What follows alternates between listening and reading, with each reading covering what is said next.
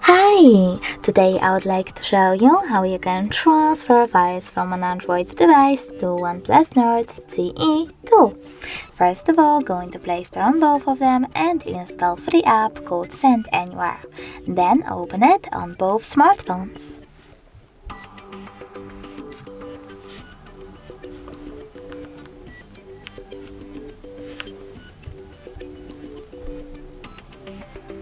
Now you need to just I accept, confirm, continue and allow. Then do exactly the same on an Android.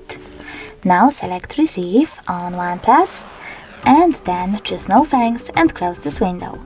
Following that, tap on send on this Android device, click on all of those dots and tap on send.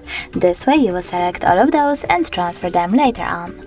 It will take some time, so I will go with only one file, for example this song, choose send and tap on got it. As you can see from here, we have two connection ways. We can scan this QR code by tapping on the scanning icon on OnePlus, choosing allow or only this time and pointing our camera at the code. But we can also input this key here and choose receive. Now after a couple of seconds, as you can see, my file was successfully transferred. Thanks so much for watching. If you enjoyed this video, leave a like, comment and subscribe. Bye!